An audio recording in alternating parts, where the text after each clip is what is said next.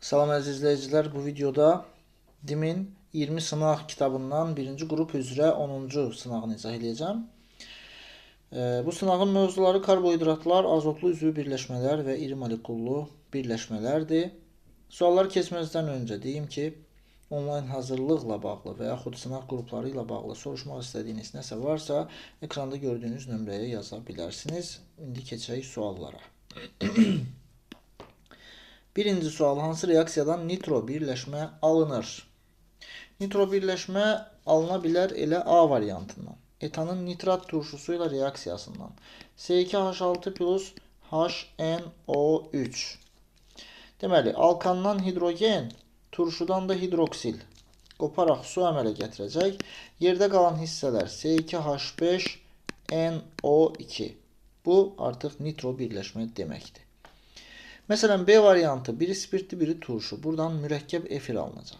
Həmçinin C-də spirt turşu, mürəkkəb efir alınacaq. Həmçinin Y-də mürəkkəb efir alınacaq.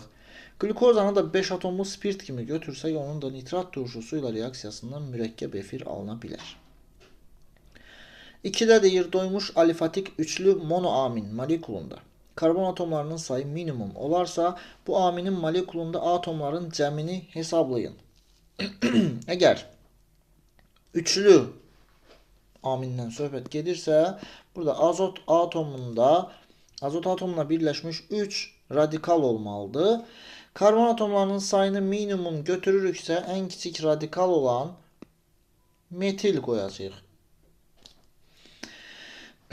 Bu aminin molekulunda atomların cəmi nə qədərdir?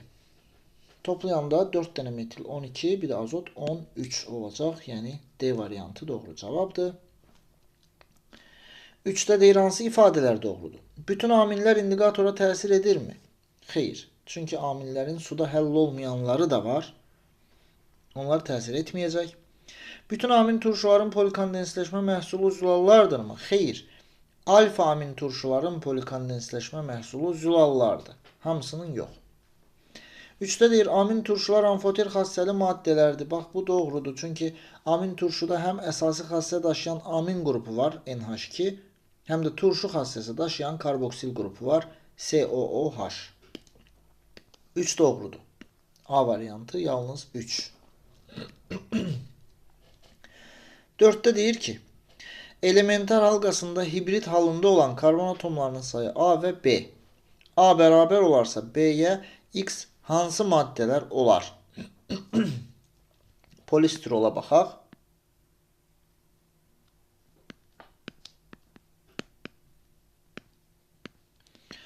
Polistirolda 8 karbondan ikisi sp3 halındadır, 6-sı sp2 halındadır. Yəni A B-yə bərabər deyil polistirolda. A bərabərdir 6-ya, B bərabərdir 2-yə. Divinil kauçukuna baxsaq,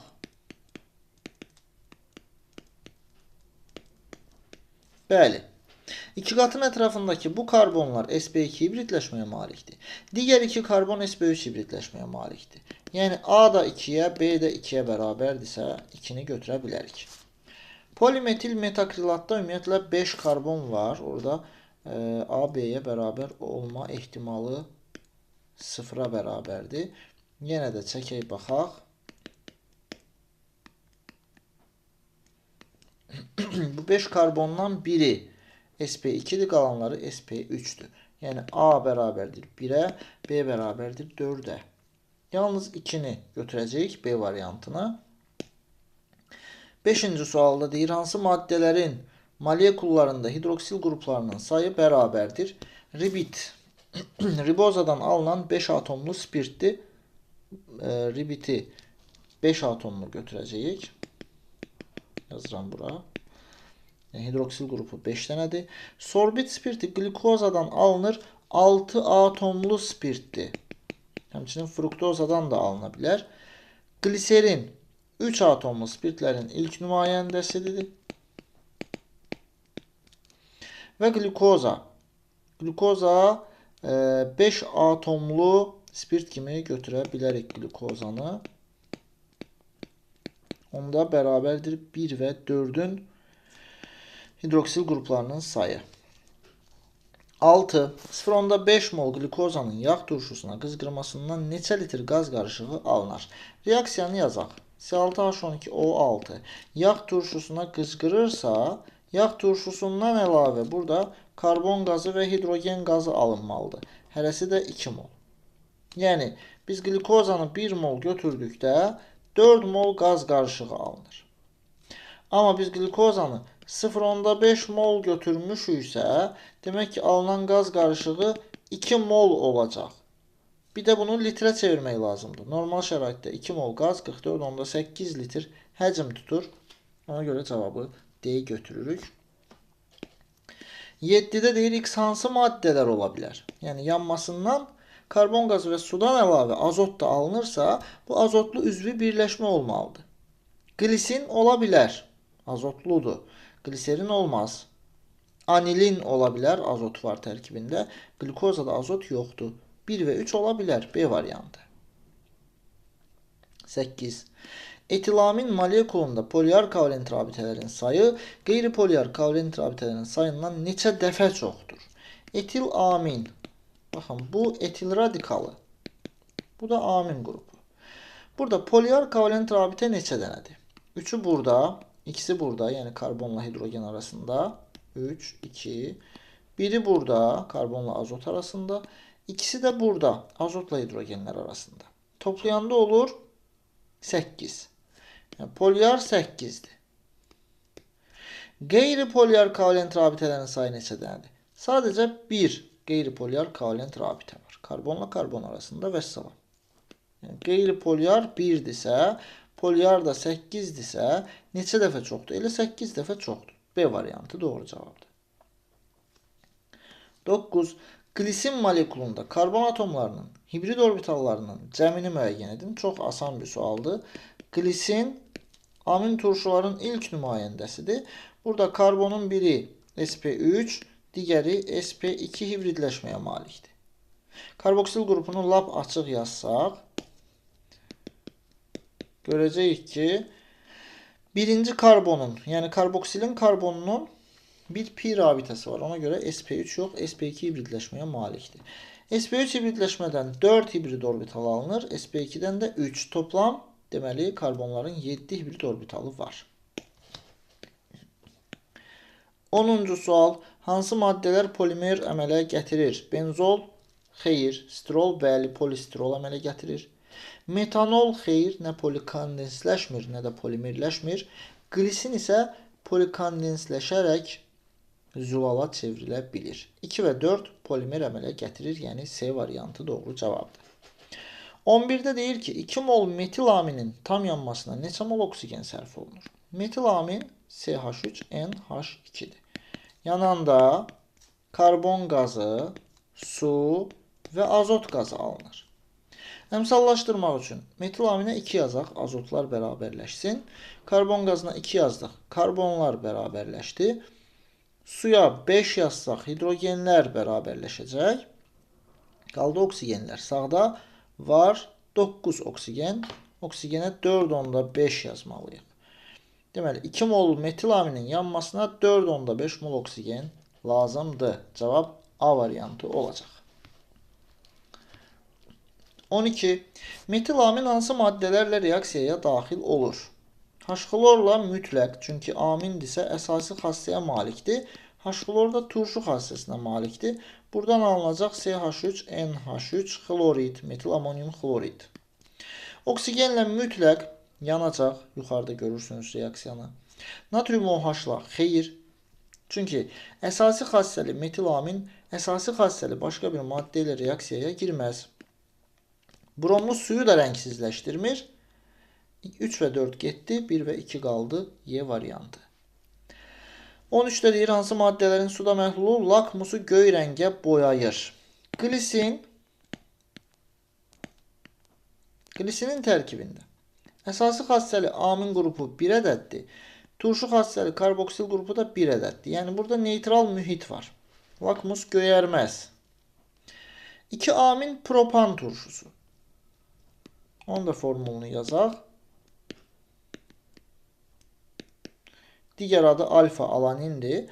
Burada da Amin qrupu 1 ədəddir, karboksil qrupu 1 ədəddir. Yəni neytral mühitdir, lakmus göyərməz. Metil amin. Bəli, bu əsası xassəli bir maddədir. Suda yaxşı həll olur. Deməli, lakmusu göyərdə bilir. Anilin də əsası xassəlidir. Amma anilin suda yaxşı həll ola bilmir. Ona görə də anilin lakmusu göyərdə bilmir. Yalnız 3 olacaq doğru cavab. 14-də deyir, açıq quruluşlu fruktoza molekulunda ikinci karbonun oksidləşmə dərəcəsini müəyyən edin. Yazaq fruktozanın açıq quruluşunu.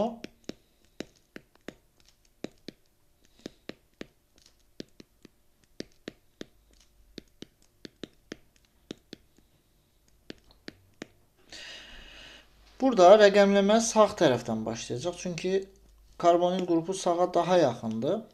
3, 4, 5, 6 karbon var.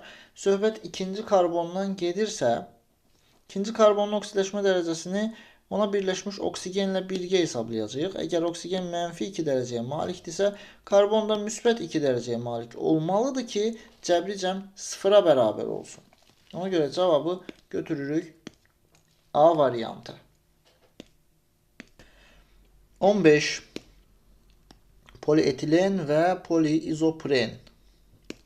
Hidrogenlərin sayı eynidir. Karbonların sayını tapıb müqayisə edəcəyik. Daha doğrusu nisbəti hesablamalıyıq. Polietileni çəkirəm. C2H4'dür. Poliizopren C3H6'nın polimerləşmə məhsuludur. Hidrogenləri eyni götürək. Məsələn, birində elementar həlqədə 4 hidrogen var. Digərinin elementar həlqəsində 6 hidrogen var. 4 və 6-nı eyniləşdirmək üçün 12-yə gətirək. Yəni, etilenin elə bil ki, polimerləşmə dərəcəsini 3n götürsək, hidrogen sayı olacaq 12n. İzopren deyir. Bir dəqiqə, mən propileni çəkmişəm. Üzr istəyirəm. İzopreni çəkmək lazım idi. İzopreni çəkək. Yaxşı ki gördüm. Səhv gedəcəkdi. CH2. N sayda. Bunları silirəm. Təzədən bir də girişirik suala. Deməli, 4 hidrogen var polietilenin həlqəsində. 8 hidrogen var poliizoprenin həlqəsində. Bunları bərabərləşdirmək üçün polietilenin polimerləşmə dərəcəsini 2n götürsək, 8n burada olacaq, 8n də burada olacaq. A-nı götürdük 8 bərabər. İndi deyir karbonun sayını tapaq. 4n karbon polietilendədir. 5n karbon da poliizoprendədir. 4n budur, 5n də budur.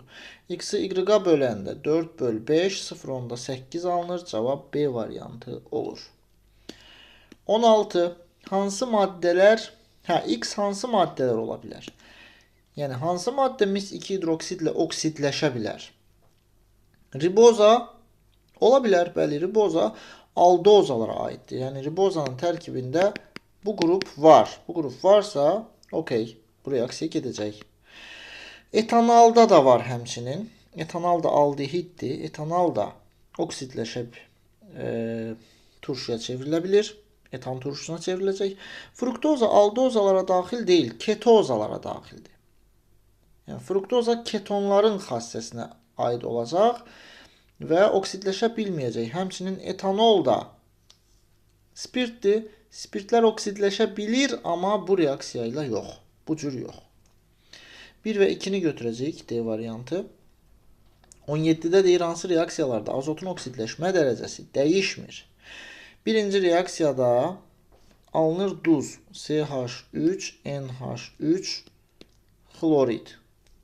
Burada azotun oksidləşmə dərəcəsi dəyişirmi? Xeyr, elə olduğu kimi -3 qalır. İkinci reaksiyada alınır azot, karbon qazı və su. Bəli, burada azotun dərəcəsi -3-dən 0-a qalxır, dəyişir. Üçüncüdə CH3NO2-dən CH3NH2 alınır. Təbii ki, dəyişəcək. Bəli. Aha. Dəyişməyən soruşulur. Yalnız bir də dəyişilmir. D variantı. Keçirik 18-ə. Eyler-Venn diaqramına uyğun bəndləri müəyyən etməliyik. Alfa alanin və anilin. Çəkək bu maddələri. CH3, CH, NH2, COOH. Anilində necədir vəziyyət? NH2 və benzol həlqəsi. Yəni C6H5, NH2. Lakmusa təsir etmir deyirsə, bu hər ikisinə aiddir. Bəli. Alfa alanin bir amin qrupu var, bir karboksil qrupu var. Yəni neytral mühitdir deyə lakmusa təsir etmir. Anilin isə suda həll olmur deyə lakmusa təsir etmir. 2-də deyir molekulunda asimetrik karbon atomu var. Bu alaninə aiddir. Baxın, bu karbon asimetrik karbondur. Amma anilində varmı elə bir karbon? Yox. Yoxdur. 2 gedir hara? 1-ə. Bəli. Molekulunda amin qrupu var. Hər ikisində görürsünüz amin qrupunu. NH2-dən söhbət gedir. Bu da gedir ortaya. Və suda həll olmur deyirsə, bayaq dedik, bu anilinə aiddir. 2, 4, 1, 3. Eləmi? Bəli. D variantı. 19-a baxaq. Amin turşunun molyar kütləsi M-dir. Tripeptidinin molyar kütləsini tapmalıyıq. Tripeptid almaq üçün bizə bu amin turşudan 3 mol lazımdır. Tripeptidlə yanaşı 2 molda su alınacaq. Yəni amin turşunun mol sayından 1 mol az su alınmalıdır. Əgər amin turşunun molyar kütləsi M-dirsə, 3 molu olacaq 3M. Suyun da 2 molu 36 qramdır. Deməli, tripeptidin emeri 3M çıx 36-ya bərabərdir. A variantı. 20-də deyir, hansı maddənin 1 molu normal şəraitdə 22,4 litr həcm tutur. Bizə qaz lazımdır. Burada da qaz metil amindir. Digərləri qaz deyil. 21. Glisin hansı maddə ilə reaksiyaya daxil olmur soruşulur. H-xlorla olur. Spirtlə olmalıdır çünki karboksil qrupu var. Natriumla olmalıdır. Karboksilin hidrogeni əvəz olunacaq. Natrium OH-la həmçinin karboksilin hidrogeni əvəz olunacaq. Amma kalium xloridlə reaksiyaya daxil olmur. Çünki glisin bir turşu kimi xloriddən güclü deyil, zəifdir. Ona görə duzun tərkibindən xloridi sıxışdırıb çıxara bilməyəcək. 22. Glikoza qızqırır. 2 cür qızqırır, 2 fərqli cür qızqırır.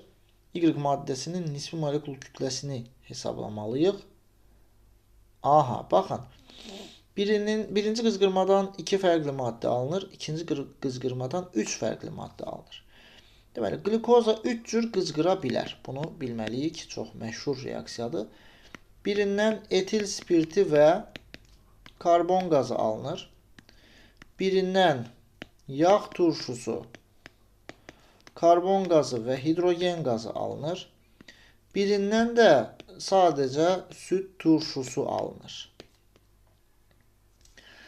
Bu üçüncü reaksiya bizə lazım deyil. Bizə lazımdır birinci və ikinci. Yəni spirtə və karbon turşusuna, yağ turşusuna qızqırma bizə lazımdır. Deməli, hər iki reaksiyadan alınan bir maddə var. Bu karbon qazıdır.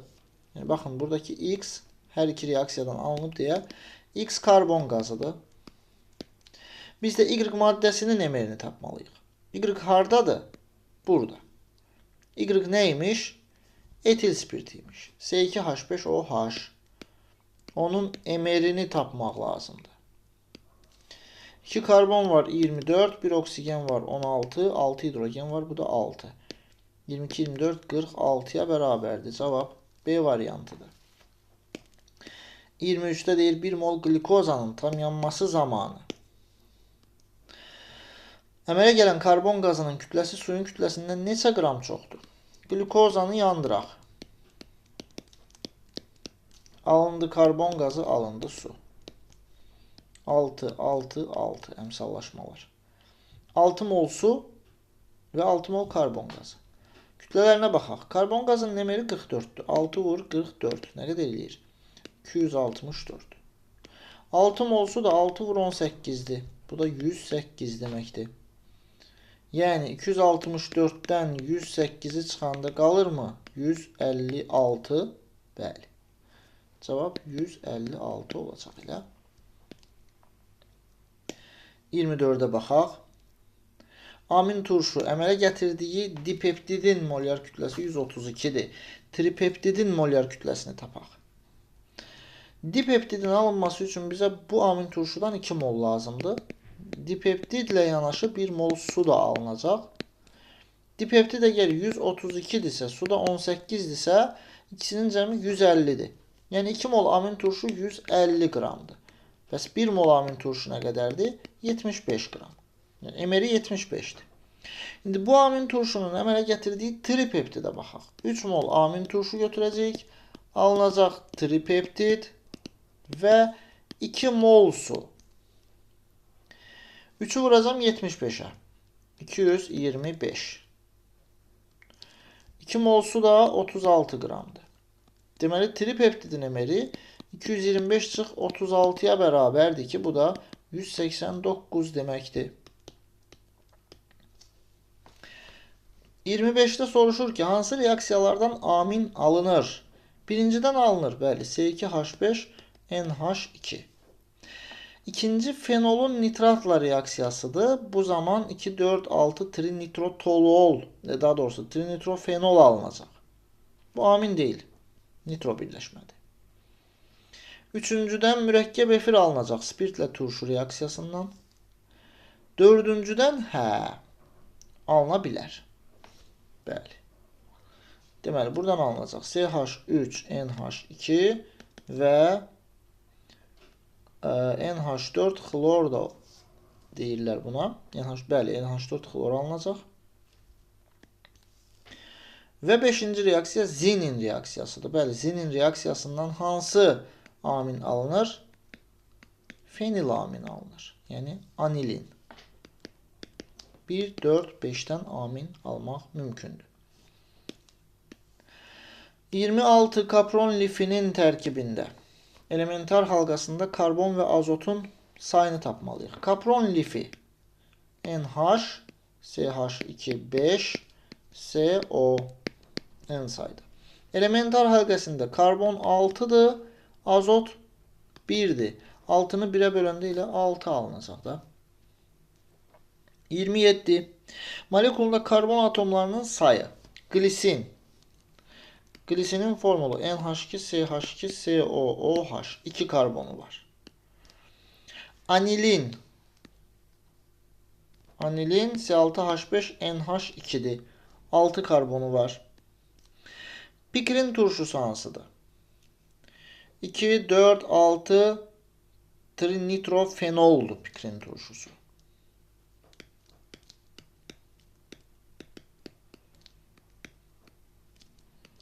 Bakın bu madde pikrin turşusudur. 6 karbonu var. Alfa alanin. 3 karbonu var. Hiçbirine ait değil. Alfa amin yağ turşusu. Yağ turşusu deyirsə 4 karbonu var. Alfa karbona da nə birləşib? Amin birləşib. Digərlərinin hidrogenlərini yazsaq, bu maddədə 4 karbonu var. Deməli 1'ə A, 2'yə Y, 3'ə də B, C aid olacaq. Və çatırıq bu suallara. Yazılı izahı tələb olunan suallara çatırıq. Deməli nə deyir? Doymuş alifatik ikili monoamində karbonların sayı A'dır, hidrogenlərin sayı 3A'dır. İkilidirsə NH-ı var bunun mütləq. X maddəsinin quruluş formulunu və molekulunda qeyri-polyar kovalent rabitələrin sayını deyir tapın.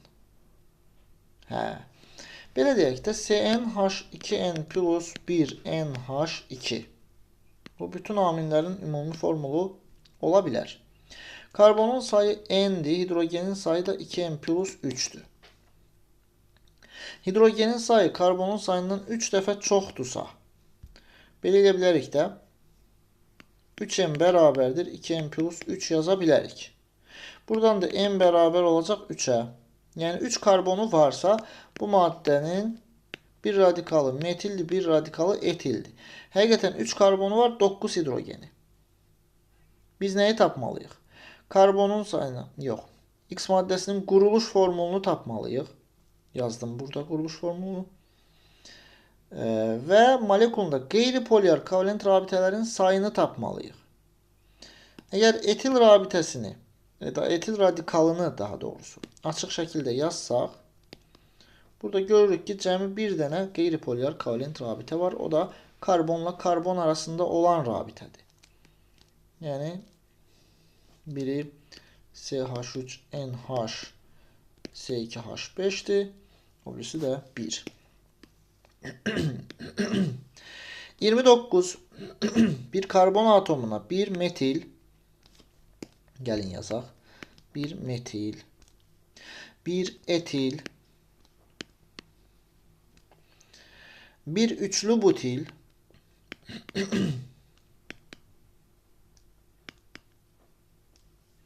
bir amin qrupu. Birləşmiş maddənin beynəlxalq nomenklaturaya əsasən adını və onun molekulunda karbon atomlarının sp3 hibrid orbitallarının sayını tapın. Baxın, karbon neçə dənədir? 1, 2, 3, 4, 5, 6, 7, 8. 8 dənə karbon var. Hamısı da sp3'dür. sp3'dən də 4 hibrid orbital alınır. 8'i vuracam 4'ə, 32 hibrid orbital var burada. Qaldı bir dənə beynəlxalq adı.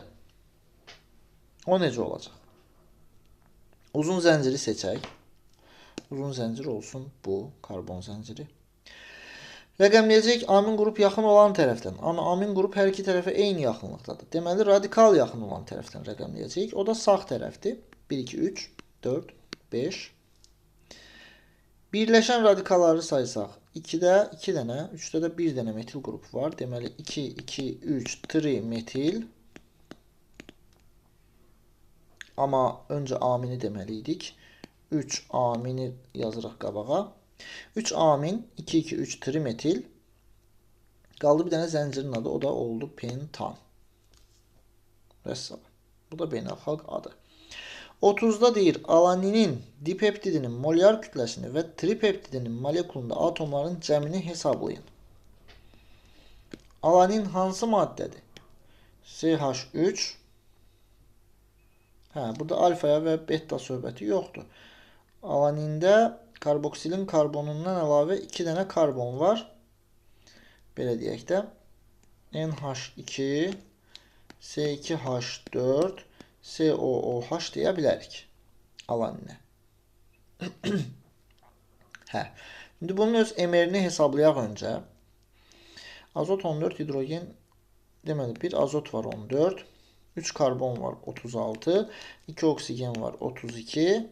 Neçə hidrogen var? 7. 68. Bu da 14. 82. 89. Elə mi? Bir də baxaq. 68, 82, 89. Bəli. İndi bunun dipeptidinin molekuluna baxaq. Dipeptid almaq üçün bizə 2 mol alanin lazımdır. Alınacaq dipeptid və 1 mol su. 2'ni vuracağım 89'a. Bu olacaq 178. Və buradan suyu çıxacağım 18'i qalacaq dipeptid 160 qram. Molar kütləsi 160.